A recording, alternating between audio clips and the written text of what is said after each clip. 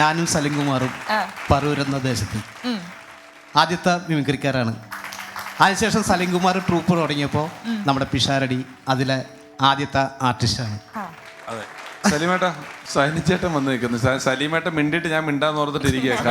എവിടെ നിന്ന് തുടങ്ങണം എന്നൊരു സന്ദേഹത്തിലിരിക്കുകയായിരുന്നു. ഞങ്ങൾ 3 പേരും കൂടി ഒരുമിച്ചിട്ട് വിജയനുണ്ട്, എടനക്കാട് വിജയൻ ഒരുമിച്ചിട്ട് ആലുവ ശാരിക എന്ന ട്രൂപ്പിൽ ആണ് ആദ്യമായിട്ട് പ്രൊഫഷണൽ ഒരു ട്രൂപ്പായിട്ട് തുടങ്ങിയത്. അതെ അതെ, അവിടുന്ന് തന്നെയാണ് പല സ്ഥലങ്ങളിലേക്ക് സൈനിന് വേറെ സ്ഥലങ്ങളിലേക്ക് പോയി. അപ്പോൾ ഞങ്ങളുടെ തുടക്കകാലത്ത് ഉള്ള ഒരു പ്രവർത്തകനാണ് സൈനൻ. ആ ബന്ധം ഇന്നും തുറന്നുകൊണ്ട് പോകുന്നു. അതെ അതെ അതെ. ഈ ആലുവ ശാരിക തുടങ്ങിയ വർഷം ഏതായിരിക്കും? ഒരു 91-ൊക്കെയാണ് സലീമേട്ടനും സൈനചേട്ടനും ഒക്കെ തുടങ്ങുന്നത്. അല്ല, ശാരിക തുടങ്ങുന്ന എനിക്ക് ഓർമ്മയില്ല. ഞാനൊരു പെൺകുട്ടിയായിട്ട് പ്രണയം ഉണ്ടായിരുന്നു അവിടെ. അതോർത്തിട്ട് തന്നെ ഞാൻ പറഞ്ഞത് 91. അല്ലാതെ മിമിക്രി ഒന്നും എനിക്ക് ഓർമ്മയില്ല. ആ പെൺകുട്ടി തെറ്റിദ്ധരിക്കൊന്നും വേണ്ട. ആ പെൺകുട്ടി ഇപ്പൊ 2 കുട്ടികളായിട്ട് എന്റെ വീട്ടിലുണ്ട്. അയ്യോ, ഇയാള് ആ പെൺകുട്ടി എന്നൊക്കെ പറഞ്ഞു ഇയാളുടെ ചതിച്ചു എന്നൊക്കെ പറയും. അതായത് ആ ട്രൂപ്പിന്റെ ഓഫീസിന്റെ അടുത്താണ് സുനിത ചേച്ചിയുടെ വീട്. അപ്പൊ ആ ട്രൂപ്പിൽ തന്നെ ചേർന്നു മിമിക്രിക്ക് വേണ്ടിയിട്ട്. എന്നിട്ട് സുനിത ചേച്ചിനെ കാണാൻ വേണ്ടി ആ വഴി പോകും. ശരിക്കും ആ ട്രൂപ്പ് ഉണ്ടാവാൻ കാരണം സുനിതയാ. ഞാൻ അതിന് സുനിതനെ കാണാൻ വന്നപ്പോ അതിന്റെ ഓണർ നമുക്ക് ട്രൂപ്പ് ഇട്ടാലോ എന്ന് ചോദിച്ചു. അപ്പൊ നിനക്ക് ഇവിടെ വരികയും ചെയ്യാം, നെയ്യപ്പം നിന്നാ 2 കാര്യം എന്ന് പറഞ്ഞ പോലെ എനിക്കൊരു ട്രൂപ്പുമായി നിനക്കിടക്കത് വരികയും ചെയ്യാം. എനിക്കൊരു ട്രൂപ്പുമായി നിനക്കൊരു ഭാര്യയായി. സൈനൻ ചേട്ടൻ, ഞാൻ സലീംകുമാറേട്ടൻ്റെ ട്രൂപ്പിൽ ചേരാൻ വേണ്ടി പോവുകയാണ്. അപ്പോൾ ഒരു പ്രൊഫഷണൽ ട്രൂപ്പിൽ, നല്ലൊരു ട്രൂപ്പിൽ ഞാൻ ആദ്യമായിട്ട് പോകുമ്പോൾ അന്ന് ഞാൻ പറഞ്ഞു ആ ട്രൂപ്പിൽ 10 പേരുണ്ടെങ്കിൽ 9 പുതിയ ആൾക്കാരും ഒരൊറ്റ സീനിയർ ആർട്ടിസ്റ്റേ ഉള്ളൂ. അത് സൈനൻ ചേട്ടനാണ്. സൈനൻ ചേട്ടനെ തുടക്കത്തിൽ സലീമേട്ടൻ വെച്ചിട്ടുണ്ട്. 9 ഞങ്ങൾ പുതിയ പിള്ളേർക്കും കൂടെ ഒരു അനുഭവ സമ്പത്തുള്ള ചേട്ടനുള്ളൂ സൈനൻ ചേട്ടൻ. അതെ അതെ. ആദ്യത്തെ ഷോ കഴിഞ്ഞപ്പം ഷോ നല്ലോണം പൊളിഞ്ഞു പോയത് കാരണം എല്ലാവരെയും മാറ്റി നല്ല ആൾക്കാരെ വെച്ച് ട്രൂപ്പ് കടത്തിക്കൊണ്ട് പോകാൻ സലീമേട്ടൻ തീരുമാനിച്ചപ്പോൾ ആ കൂട്ടത്തിൽ എന്നെയൊക്കെ മാറ്റി. അത് മാറ്റി, ഉറപ്പായിട്ടും മാറ്റി. അപ്പം ഒരു കാര്യം ചെയ്യും, അവനെ മാറ്റണ്ട, അതവിടെ നിന്നോട്ടെ. അത് ചിലപ്പം നന്നായേക്കും എന്ന് പറഞ്ഞ 2 പേരിൽ ഒന്ന് സുനിത ചേച്ചിയും മറ്റൊന്ന് സൈനൻ ചേട്ടനുമാണ് അന്ന്, അല്ലേ? അതെ അതെ അതെ. ആ ആ പിഷാരടി ഇന്ന് എവിടെ എത്തി? ഇവിടെ ഇപ്പൊ കേശവമാമനായിട്ട് കളിക്കുന്ന സുധീറുമായി ഞാൻ സലീമേട്ടന്റെ ട്രൂപ്പിൽ സൈഡ് മ്യൂസിക് ഇത് വായിക്കുന്ന ആളാണ്. ഞങ്ങൾ സ്കിറ്റ് കളിക്കുമ്പം സുധീരേട്ടൻ സൈഡ് വായിക്കുന്ന ആളാണ്. ഞാനിങ്ങനെ കാലം കളിക്കുന്ന മിമിക്രിയെ കുറിച്ച് പറയാണ്. സുധീറിനെ ആദ്യമായിട്ടൊരു പ്രൊഫഷണൽ ട്രൂപ്പിൽ കൊണ്ടുപോകുന്നത് സൈനൻ ചേട്ടനാണ്. സുധീറിനെ ആദ്യമായിട്ട് ഗൾഫിൽ കൊണ്ടുപോകുന്നത് സൈനൻ ചേട്ടനാണ്. അതെപ്പോഴായിരുന്നു സുധീറിനെ എങ്ങനെ ട്രൂപ്പിൽ കൊണ്ടുപോയ കഥ എന്താ? നമ്മുടെ കേശവമാവനെ ഈ സുധീർ, ഞാൻ ഈ ബാലസംഘത്തിൻ്റെ ഒരു പ്രവർത്തകനായിരുന്നു. അത് കുട്ടികളുടെ ഒരു സംഘം, ബാലസംഘം. അപ്പോൾ ഏഴിക്കര എന്ന സ്ഥലത്ത് ബാലസംഘത്തിൻ്റെ ക്യാമ്പ് ഉണ്ടായിരുന്നു.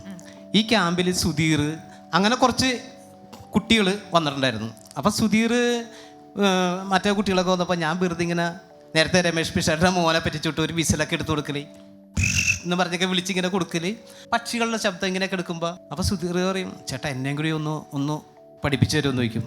അങ്ങനെ ഞാൻ കുറച്ച് സാധനങ്ങളൊക്കെ പറഞ്ഞു കൊടുത്ത്, അങ്ങനെ പുള്ളിക്ക് കഴിവുണ്ട്. ആ കഴിവുള്ളവൻ്റെ പേരിൽ ഞാൻ പറഞ്ഞു കൊടുക്കുമ്പോഴും അതനുസരിച്ച് പുള്ളി ഡെവലപ്പ് ചെയ്ത് വന്ന് അങ്ങനെ ആദ്യമായിട്ട് കൊച്ചിൻ ഹൈലൈറ്റ്സ് എന്നും പറഞ്ഞ ട്രൂപ്പിൽ അവിടെ ആക്കി. ഏറ്റവും ആദ്യമായിട്ട് ഷോക്കാട്ടിൽ പടം വന്നത് ആ ട്രൂപ്പിലാണ്. അതിനുശേഷം കലാഭവൻ കബീറിൻ്റെ ഒരു ട്രിപ്പ് ഗൾഫിലേക്ക് വന്നു. അങ്ങനെ എന്നോട് പറഞ്ഞ്, സൈന നമുക്ക് പറ്റിയ ആർട്ടിസ്റ്റ്മാരെ സെലക്ട് ചെയ്തു എന്ന് പറഞ്ഞു. അത് എനിക്കായിരുന്നു എൻ്റെ ചുമതല. അങ്ങനെ ഞാൻ സുധീറിനെ ഞാനാണ് സെലക്ട് ചെയ്യുന്നത്. അങ്ങനെ സുധീർ ആദ്യമായിട്ട് ഗൾഫിൽ കൊണ്ടുപോയി. പക്ഷേ പ്രോഗ്രാം വലുതായിട്ട് നടന്നില്ല. പക്ഷേ ആ സുധീറിന് പിന്നെ ഒരുപാട് രാജ്യങ്ങൾ സഞ്ചരിക്കാനുള്ള ഭാഗ്യം കിട്ടി. ഇങ്ങേറ്റ അമേരിക്ക വരെ പോകാനുള്ള ഭാഗ്യം സുധീറിന് കിട്ടി. അപ്പോൾ അത് കലാഭവൻ കബീർക്കനെ പറ്റി ഇപ്പോൾ പറഞ്ഞല്ലോ. കബീർക്ക ഒരു കാസറ്റ് പ്രസ്ഥാനമൊക്കെ നടത്തുന്ന മണിച്ചേട്ടൻ്റെ ഒക്കെ സുഹൃത്തായിട്ടുള്ള ഒരാളാണ്. അദ്ദേഹവും നമ്മളെ ഈ കോവിഡ് കാലത്ത് നമ്മളെ വിട്ടുപോയി. അതെ അതെ അതെ. കബീർക്ക മരിച്ചുപോയി. അതെ അതെ. ഞാൻ കാണുന്ന ഞങ്ങളുടെ ട്രൂപ്പിലെ ആർട്ടിസ്റ്റുകളിലെ ആദ്യത്തെ മൊബൈലുള്ള മനുഷ്യൻ സൈനൻ ചേട്ടനാണ്. ഈ കബീർക്കയാണ് നിങ്ങൾക്ക് മൊബൈൽ ഒരെണ്ണം ഫ്രീ ആയിട്ട് തന്നത്. അതെ അതെ അതെ. ഒരു മൊബൈൽ കൊടുത്തു, ഒരു കാസറ്റിൽ വർക്ക് ചെയ്തതിന്. കബീർ ഒരു മൊബൈൽ എന്നൊന്നും പറഞ്ഞ് ഞങ്ങളുടെ ട്രൂപ്പിന്റെ വണ്ടിയിൽ സ്വന്തമായിട്ട് മൊബൈൽ ഫോണുള്ള പോക്കറ്റിൽ നിന്ന് ഇങ്ങനെ തള്ളി വെച്ച് നിൽക്കുന്ന എവിടെയെങ്കിലുമൊക്കെ പരിപാടിക്ക് പോയാൽ വല്ല മെറ്റലൂനെയൊക്കെ കിട്ടിയ റേഞ്ച് കിട്ടാൻ വേണ്ടിയിട്ട് അതിൻ്റെ മേളിൽ കയറി ഇന്ന് ഫോൺ ചെയ്തുകൊണ്ടിരുന്നത്. സൈനൻ ചേട്ടാ, അത് ശരി, അതൊക്കെ നമ്മൾ പറഞ്ഞാൽ ചിലപ്പോൾ നമുക്ക് സന്തോഷം വരുന്ന, വേദനകൾ തരുന്ന, ഓർമ്മകൾ തരുന്ന വർത്തമാനമായിരിക്കും. അതവിടെ ഇരിക്കട്ടെ. പിന്നെ മുഖർശങ്കിന്റെ ശബ്ദം നമ്മൾ ചന്ദനമണിവാതിൽ എന്നുള്ള പാട്ടില്ലേ, അതിന്റെ മുഖർശങ്ക് ഇപ്പൊ കേട്ടോ, ഒരു സംഭവം കാണിച്ചു തരാം. ഇപ്പൊ പെട്ടെന്ന് കാരണം കൊറോണ കാരണം കുറെ അടക്കി വെച്ചൊക്കെയായിരുന്നു. ശങ്കൊക്കെ അവിടെ ഇരിക്കുക കൊറേ നാളായിട്ട്. ശംഖ് തുരുമ്പെടുത്ത് തുടങ്ങി. ശംഖ് തുരുമ്പെടുത്തു. ആ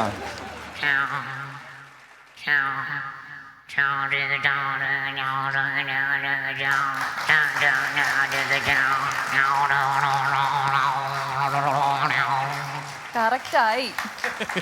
ഓക്കെ, താങ്ക് യു. ഇനി ഒരു കെട്ട് ഇവിടെ വെച്ചിട്ടുണ്ട്. അതങ്ങ് അഴിക്കുന്നതോടുകൂടി ഒരു 10-20 ഇനങ്ങൾ വേറെ വരും അല്ലേ? ഞാനും സലിംകുമാറുമായിട്ട് ആദ്യമായിട്ട് പ്രോഗ്രാം ചെയ്യുമ്പോൾ അന്ന് സലിംകുമാർ ഒരു അടിപൊളി കഥാപ്രസംഗം പറയും. അപ്പോൾ ഇവർ കഥാപ്രസംഗം പറയുമ്പോൾ ഞാൻ മ്യൂസിക് ഇടുള്ളൂ. അതിനുശേഷം അപ്പോൾ സലിംകുമാറിനെയും പ്രദീപിനെയൊക്കെ എല്ലാവരും ചെന്ന് പരിപാടി കഴിഞ്ഞ് സൈഡിൽ ചെന്ന് എല്ലാവരും സലിംകുമാറിനെയും പ്രദീപിനെയും പരിചയപ്പെടും. കാരണം നമ്മൾ സൈഡിൽ നിന്നുകൊണ്ടാലും മ്യൂസിക് അടിക്കണത്. അപ്പം ഞാൻ ഓർത്തേ ഒന്ന് ജനത്തിനെ ശ്രദ്ധിക്കാൻ വേണ്ടി എന്താ ചെയ്യണം. അങ്ങനെ ഞാൻ ആദ്യമായിട്ട് പപ്പു ചേട്ടനെ അവതരിപ്പിച്ചു, കുതിരട്ടം പപ്പു ചേട്ടനെ. അങ്ങനെ ഏറ്റവും ആദ്യമായിട്ട് അവതരിപ്പിക്കുന്നത് കുതിരട്ടം പപ്പുവിനെയാണ്. അത് ഞാൻ വേണമെങ്കിൽ ഒന്ന് ചെറുതായിട്ട് കാണിക്കാം. പപ്പു ചേട്ടനെ മാത്രം ഒന്ന് കാണാം.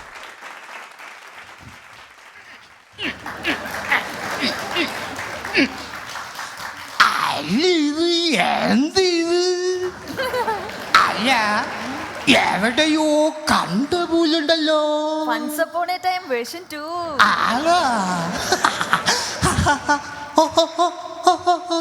അല്ല, മാടമ്പിളിയിലെ ലക്ഷിക്കുട്ടിയാണോ? അല്ല, ദോ ഇരിക്കുന്നു റെഡ് ഡ്രസ് ഇട്ടിട്ട്. Okay, thank you.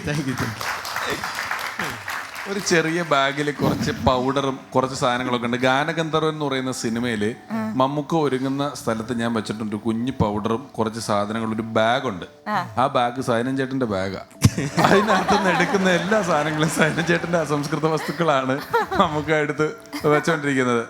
Anyway Sainan ചേട്ടാ, വലിയ സന്തോഷം ഇന്ന് സൈനൻ ചേട്ടൻ ഇവിടെ വന്നതില്. തീർച്ചയായും സഞ്ജേട്ടാ. ഓക്കെ. കൊരങ്ങനുണ്ടോ? കാണിക്കാം.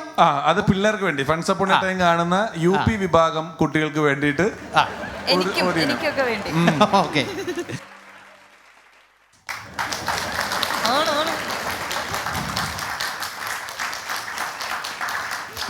ഇതൊക്കെ സ്റ്റേജിലൊന്നും ചെയ്യുന്നതല്ല. നമ്മൾ ഏതെങ്കിലും വീട്ടിലൊക്കെ പോയ 2 മിനിറ്റ് കൊണ്ട് സൈനൻ ചേട്ടൻ അവിടുത്തെ പിള്ളേർ മുഴുവൻ സൈനൻ ചേട്ടൻ്റെ പുറകിലായിരിക്കും. സൈനൻ ചേട്ടാ, once again thank you very much. പ്രിയപ്പെട്ട സൈനൻ ചേട്ടനെ ഞാനും സൈനൻ ചേട്ടൻ്റെ ആരംഭം തൊട്ടൊപ്പമുള്ള സലീമേട്ടനും ചേർന്ന് ആദരിക്കുന്നു. Thank U.